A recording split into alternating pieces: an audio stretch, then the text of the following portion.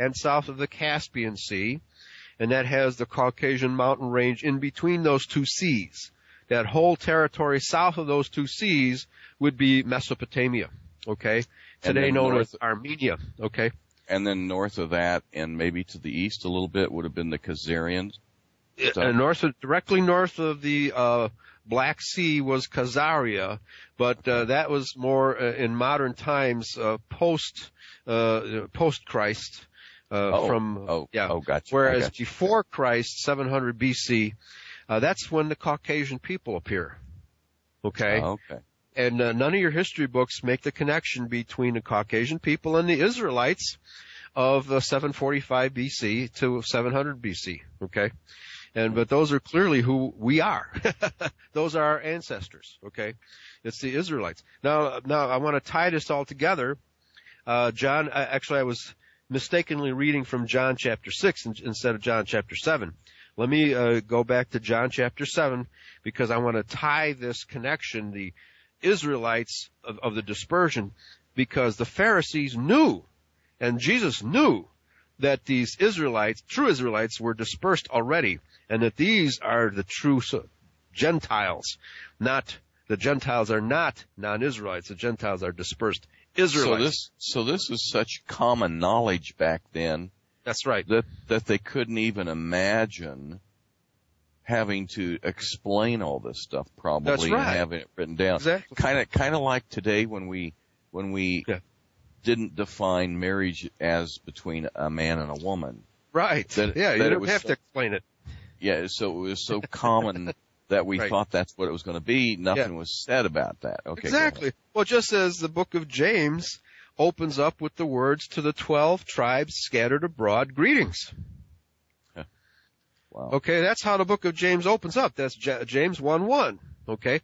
Now, modern versions of the Bible are trying to change that language to the Jews scattered abroad, greetings. Okay. So you're more, they're constantly changing the Bible so to confuse you, so you will not understand who the Bible's really about. Okay. But now let's get back into John chapter 7. Verse 32, the Pharisees heard that the people murmured such things concerning him, that of course he must be the Christ, and the Pharisees and the chief priests sent officers to take him. Verse 33, then said Jesus to them, yet a little while I am with you, and then I go to him that sent me. You shall seek me, and shall not find me, and where I am, there you cannot come. Okay. Well, obviously he's talking about his death and resurrection, right? Right. And he's telling these scribes and Pharisees, where I go, you cannot come. You haven't got the deal, huh? That's right. You're not getting to heaven, you scribes and Pharisees. So, now, verse 35. They didn't choose wisely, did they? No, they didn't. Now they're talking amongst themselves. Here's what they say amongst themselves. Then said the Jews among themselves, where will he go? That we shall not find him. Will he go to the dispersed among the nations? Scratch the word Gentiles. That's a deceptive word. It's the dispersed Israelites. That's right. The scribes and Pharisees understood that the Israelites were dispersed outside of Judea. Let me repeat verse 35. Then said the Jews among themselves, where will he go? That we shall not find him. Will he go to the dispersed among the nations and teach the nations? So we actually had an ADL and Southern Poverty Law Center in effect back then, huh? That's right. It was called the Scribes and Pharisees. Jeez. Okay. Right? And so they've been at this for 2,000 years. Falsifying the Bible, pretending to be Israel, and confusing the heck out of us, right? Well, they've even falsified history. That's right. Like encyclopedias and educational institutions and the whole bit, yeah. They falsify history, they falsify religion, but primarily they falsify religion by pretending that Judaism is the religion of Moses, which it cannot possibly be, because everything they teach violates the laws of Moses. Everything. It's like they're afraid of something. Well, they're afraid of God, really, because everything they do violates God's laws. And so they have a different God. Well, Jesus says in John chapter 8, ye are of your father the devil. Not spiritually, literally. No, literally. Exactly. So their daddies were aliens. That's right. Of course, there's other aliens we call Gabriel and Michael and that sort of thing. Right, but they're good guys. Yeah, these are good. Yeah. Well, we know there's at least one fallen angel who is the leader of the pack, right? Yeah. We call him Satan. We call him Lucifer. And then there's a few others in some other documents, like is it Azazel and Azazel? Exactly.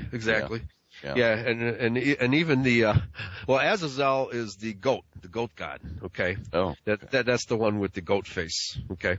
So now here's what Jesus Christ has to say to these scribes and Pharisees in John chapter 8. I'm going to start reading at verse 37, where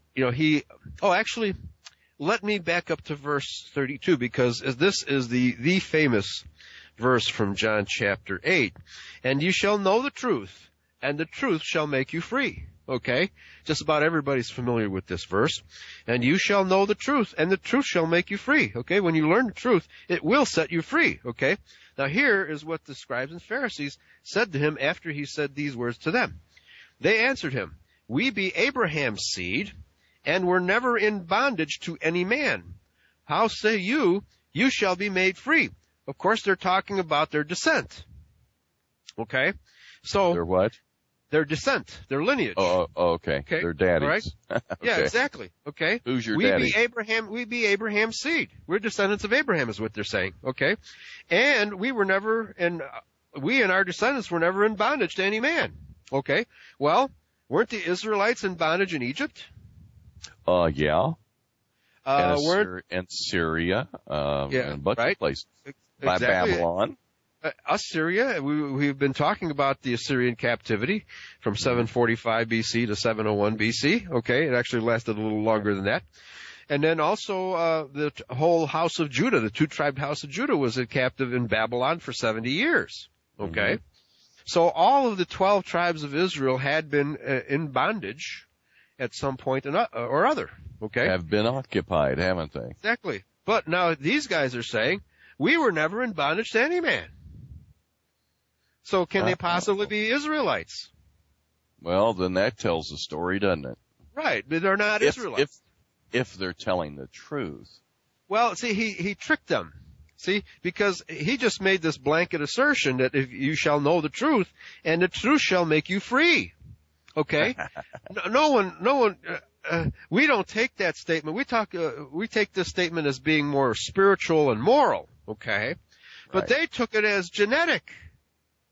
Okay? Isn't that interesting? Isn't that interesting? They're the ones who changed the subject, right? They changed the subject. Go ahead. They made the topic genetics. That's right. That's what they did. Okay. I guess that's because there's concern about that, huh? Right. So they say, we be Abraham's seed. Well, you have to ask, well, what's that got to do with anything? Well, let's keep reading. Wouldn't that make them Israel if they were telling the truth? Well, if they were telling the truth, they can't be Israel because all of Israel's ancestors were in bondage at some point in the past. Okay. So either they weren't of Abraham, right? Or they're either lying about their daddy or they're lying about their bondage. That's right. Very good. One of the two. Okay. Okay. Well, but they weren't lying about the fact that they were never in bondage. Okay. But they were descendants of Abraham, but not through Jacob Israel, through Esau, Jacob's brother. Okay.